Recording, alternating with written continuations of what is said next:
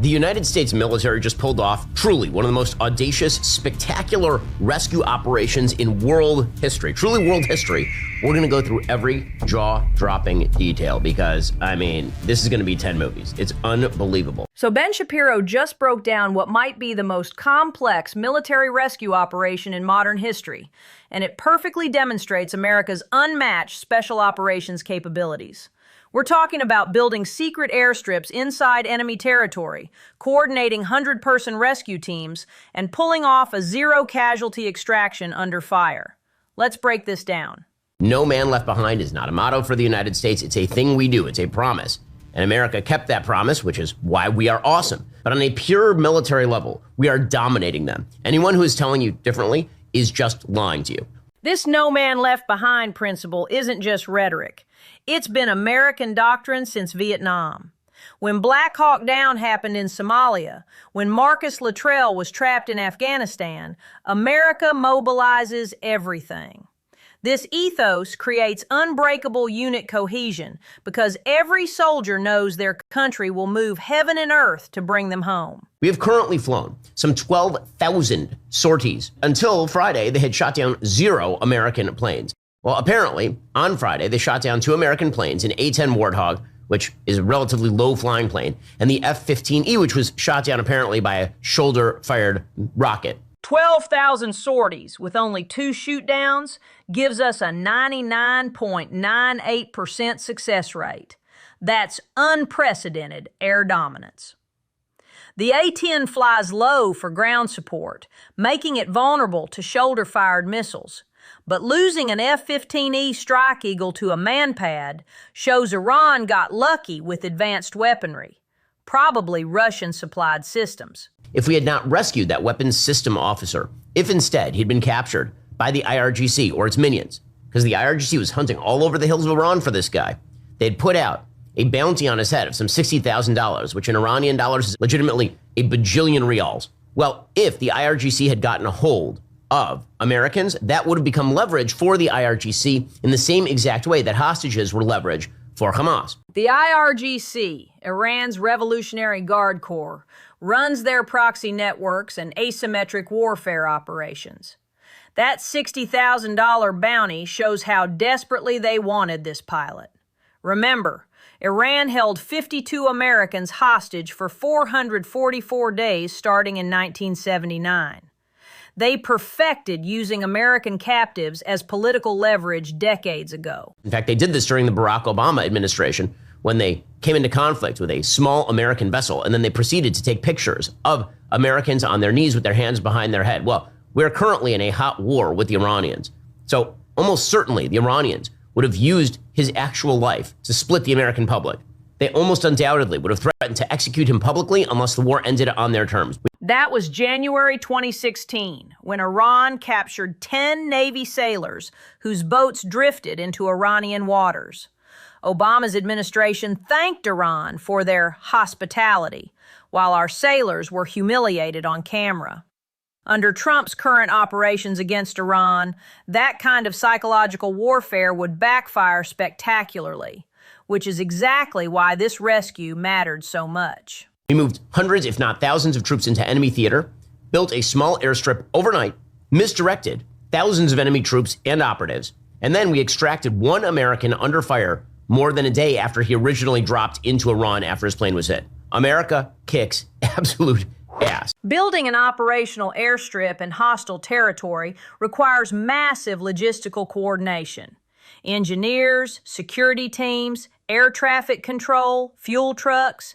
We're talking about moving construction equipment and personnel deep into Iran undetected.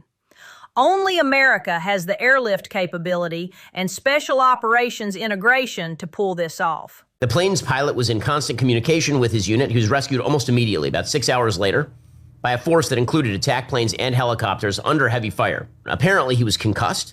In the immediate aftermath, he was unconscious.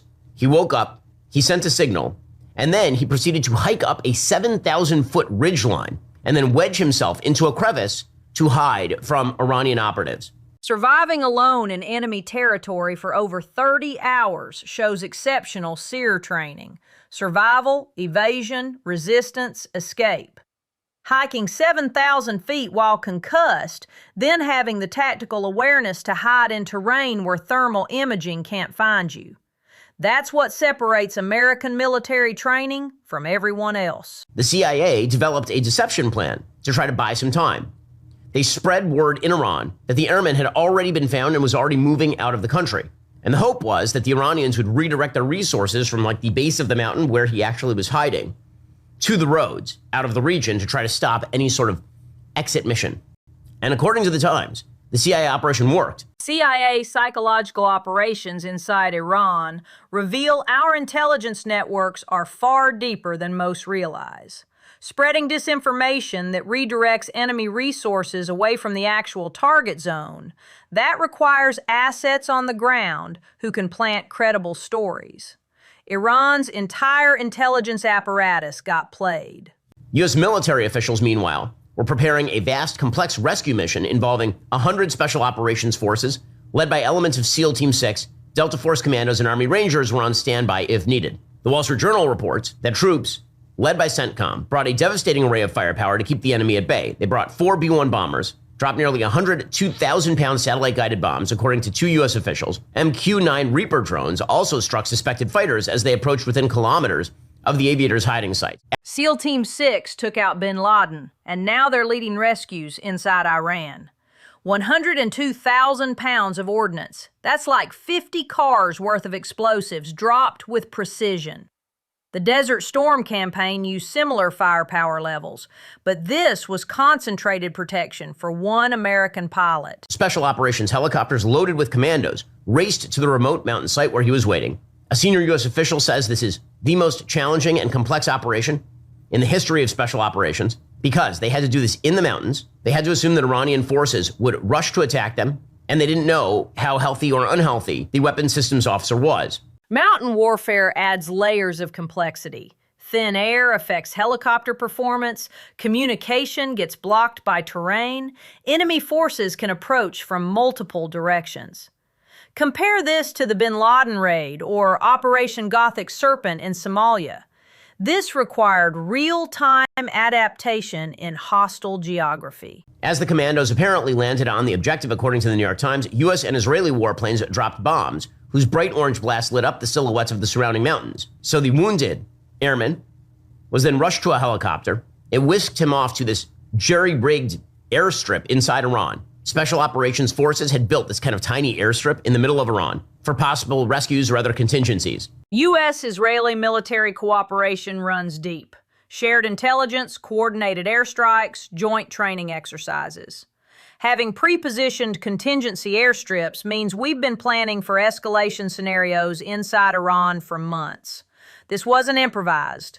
This was strategic preparation paying off. And the plan was to load him and all the rescue force onto 2 C-130 aircraft to get them out of danger and out to Kuwait. But, final twist of fate, it turns out the nose gear of at least one and possibly both of those planes got stuck in the sandy dirt at the airstrip. 3 smaller planes then landed, carrying specialized teams, and they made their way to the remote staging area.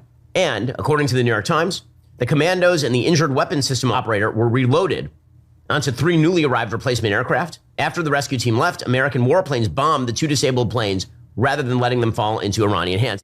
Military doctrine demands destroying disabled equipment to prevent technology transfer. Those C-130s likely contain classified avionics, communication systems, maybe even special operations gear. Rather than risk Iran reverse engineering American technology, we bombed our own planes. That's operational security. So we blew those up, and the Iranians immediately took footage of this and said, look what we did. Look what we were capable of. Okay, let me explain how dominant the U.S. military is. We lost one person, in Iran, and we mobilized 100 special operators, massive military wherewithal, landed in your territory, found our guy, got out with 0 casualties, and blew up our own planes just because they were stuck in the sand. That's how dominant we are. Iran's propaganda machine completely missed the point. They're celebrating wreckage, while America just demonstrated we can operate inside their territory with impunity. 0 casualties during a complex rescue shows tactical superiority that Iran can't match. They're playing checkers while we're playing three-dimensional chess. It actually takes some guts to do what the United States just did, putting many men at risk in order to save one.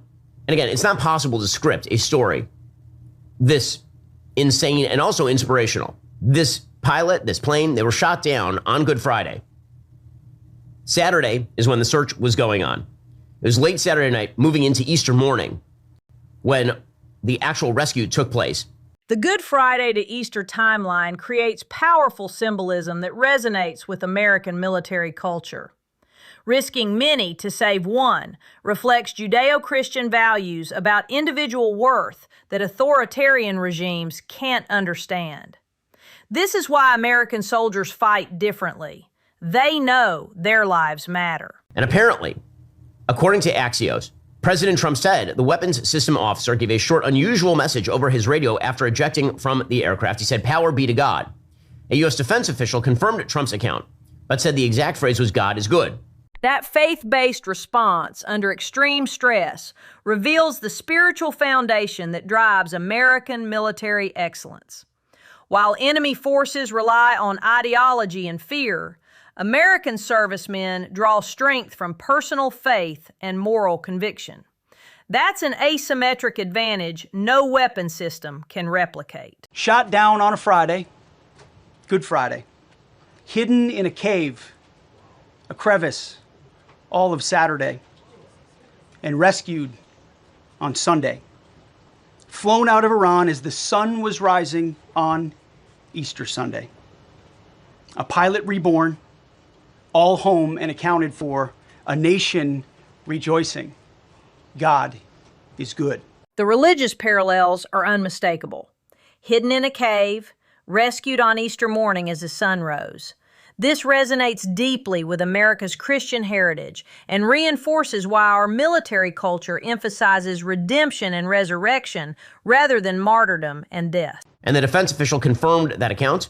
It was not completely clear early on. We stuck with it and verified he was alive and not captured. And those who knew him said he's religious. One of the ways they were able to identify who it was that was talking is because he said God is good, which is just crazy and super American and wonderful in every way. And if it doesn't make you want to, this whole story doesn't make you want to pick up an American flag and start waving it, I don't know what's wrong with you. This operation showcases everything that makes America exceptional: technological superiority, tactical brilliance, moral conviction, and unwavering commitment to individual worth.